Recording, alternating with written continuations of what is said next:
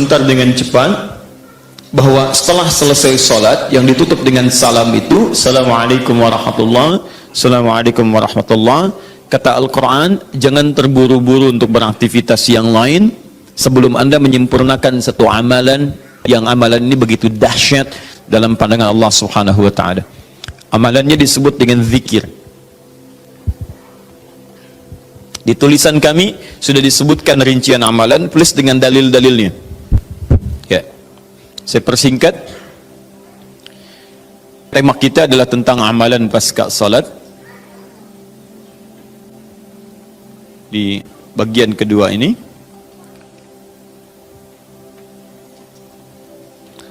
Baik. Ini tema kita. Kemudian amalan besarnya adalah zikir.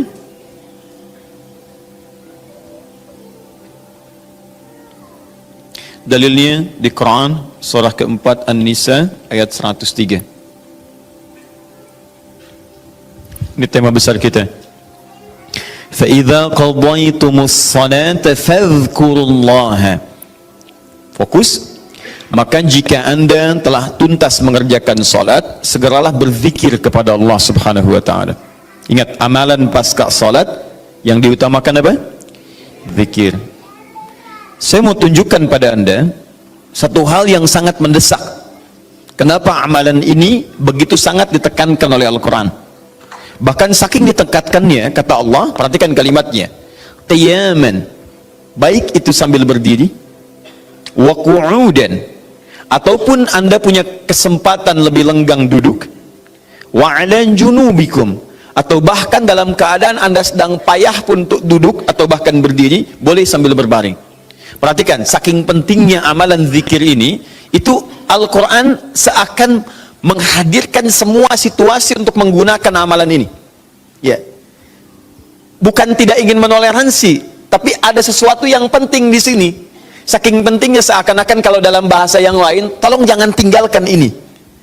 Ya, kalau Anda memang buru-buru, harus langsung bangkit pasca sholat. Ada yang bahkan setelah salam subuh, Assalamualaikum, Assalamualaikum, saya harus kejar ke tempat pekerjaan, langsung mau berangkat. Nah, terburu-burunya Anda untuk mengejar pekerjaan itu tidak menghalangi Anda untuk berzikir. Kalau bisa sambil jalan pun zikir aja, ayo lakukan, kerjakan amalannya. Kalau Anda senggang, duduk dengan tenang, lakukan. Kalau amalan ini tidak penting, mustahil Anda diminta untuk mengerjakannya, sekalipun dalam pekerjaan yang sifatnya darurat Anda mesti lakukan. Paham sampai sini? Baik, nah nanti kita akan lihat apa rahasianya amalan-amalan ini, zikir ini. Kemudian kita nanti akan urutkan seperti pertemuan lalu telah saya turunkan beberapa bagian-bagiannya. Nanti kita akan gali apa esensi dan rahasia di balik kalimat-kalimat zikir yang kita sampaikan itu. Baik, saya percepat. Zikir seperti pertemuan lalu adalah setiap aktivitas yang mampu mengingatkan dan mendekatkan kita dengan Allah Subhanahu wa ta'ala. Jadi ada dua nih, satu ingat, kedua dekat. Awas, ini selalu menyatu, terkait berkelindan, tidak akan pernah berpisah. Di orang yang ingat Allah pasti memiliki kedekatan dengan Allah. Jelas ya? Baik, jadi kalau cuma ingat tidak membuat dia dekat, ini bermasalah. Ketika seseorang ingat pada Allah, hubungannya menjadi dekat dengan Allah. Ketika menjadi dekat, maka dia akan dipelihara oleh Allah Subhanahu wa ta'ala. Dipelihara dari maksiat dan segala yang menyulitkan dia dalam kehidupannya. Makanya mustahil ada orang berzikir tapi berbuat maksiat kepada Allah. Apa nih? Mereknya Akhir TV. Jangan, itu bir. Oh, pakai bismillah dulu lah, mungkin berkurang dosanya dikit. Enggak bisa. Jadi tidak akan bersanding taat dengan maksiat. Anda ingat Allah, mustahil berbuat maksiat. Ya, maaf, seorang karyawan yang ingat Allah tidak akan bermaksiat dalam pekerjaannya. Seorang ibu istri yang ingat Allah tidak akan bermaksiat dalam rumah tangganya. Seorang anak yang ingat Allah tidak akan pernah bermaksiat dalam kehidupannya. Maka dari itu, nanti kita akan lihat puncak zikir, apakah hanya dalam pasca sholat saja atau dalam aktivitas yang lainnya. Maka yang pertama, ini akan membantu mengingatkan dia kepada Allah. Yang kedua, membuat hubungannya dekat dengan Allah Subhanahu wa ta'ala. Nah, amalan ini ada setidaknya 6-7 amalan. Hari ini saya janjikan untuk mengurutkan amalan-amalan ini. Ya, saya ingin tes dulu apakah Bapak Ibu masih ingat atau tidak. Satu apa? Istighfar. istighfar. Saya tuliskan satu, istighfar. Apa dalilnya?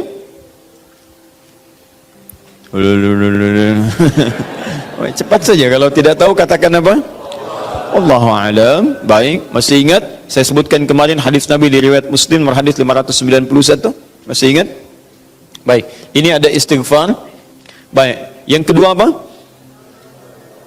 Allahu a'lam. Enggak ada Bu, Allahu a'lam. Baik. Assalamualaikum warahmatullahi wabarakatuh. Assalamualaikum warahmatullahi wabarakatuh. Astagfirullah, astagfirullah, astagfirullah. Allahu a'lam, Allahu a'lam. Enggak ada. Baik.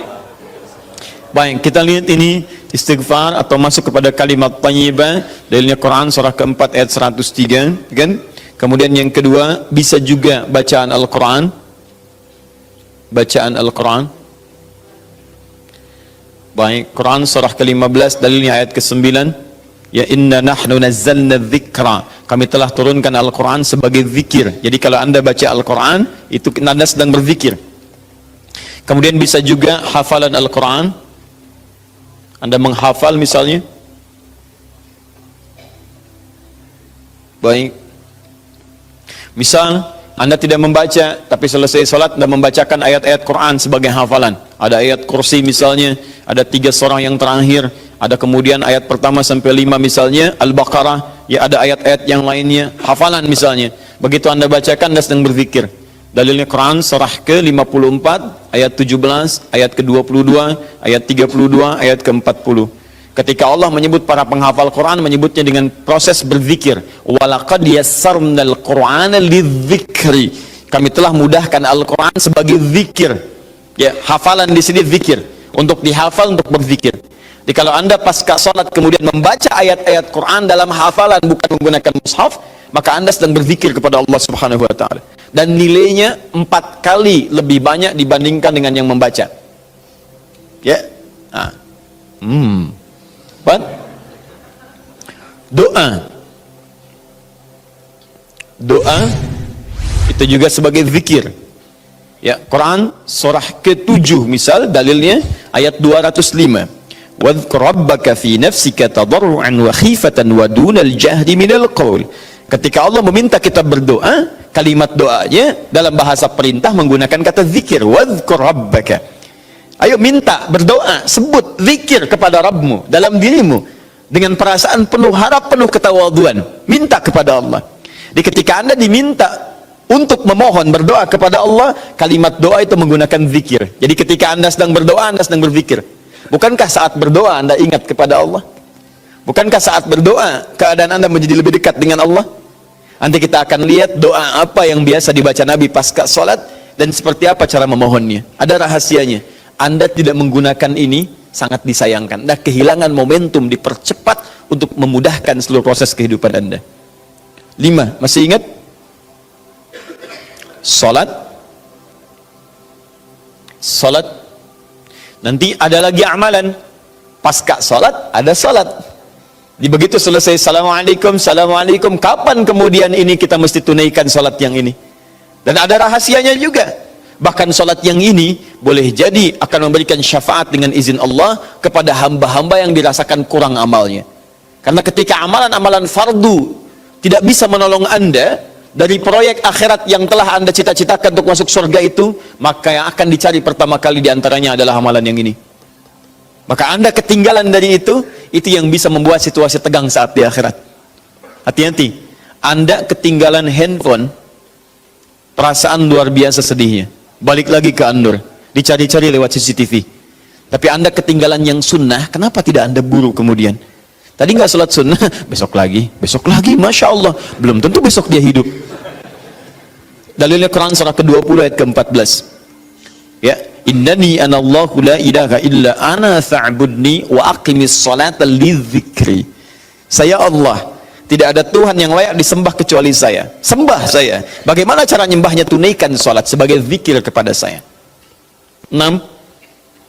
Memperbanyak menyebut Allah, menyebut nama Allah, atau juga dengan al-asma'ul husna. Al-asma'ul husna. Dalilnya Quran surah kedua Al-Baqarah ayat 152. Fadhkuruni adzkurkum. Ayo cepat sebut nama saya, maka aku pun akan mengingatmu. Aku menyebutmu. Di orang yang selalu ingat Allah, nanti Allah akan ingat pada dia.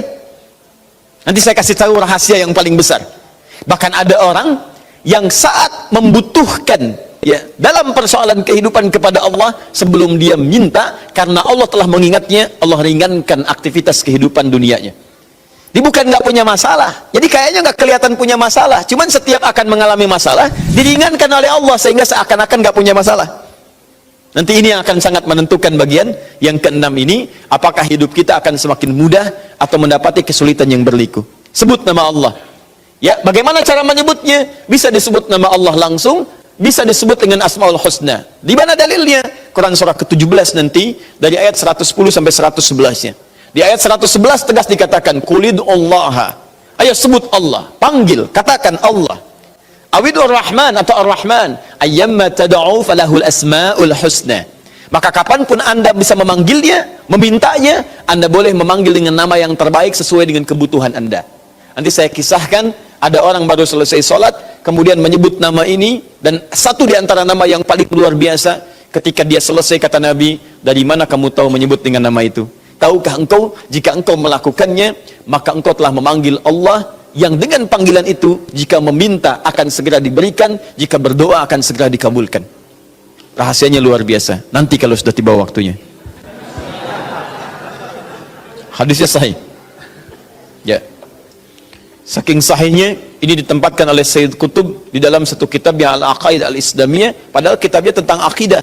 Ketika membahas tentang asma wa sifat, nama-nama Allah subhanahu wa ta'ala, hadis ini dimasukkan, padahal hadis ini amalan tentang amalan pasca salat. Ketujuh, bagian terakhir, ini adalah indikator yang paling penting, yang terakhir ini, sampai saya pisahkan tersendiri dalam aktivitas harian. Zikir paripurna. Ini yang zikir paripurna. Makanya saya kasih garis, ini amalan pasca salat, disebut dengan zikir, bukan amalan biasa, tapi semua amalan ini akan dibawa kepada seluruh aktivitas hariannya.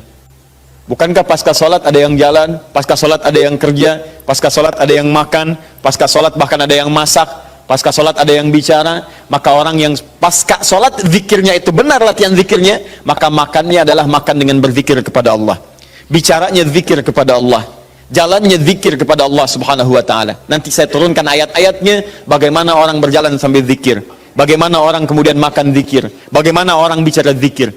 Jangan-jangan selama ini kita hidup 24 jam tapi aktivitas kita tidak dalam rangka zikir kepada Allah subhanahu wa ta'ala.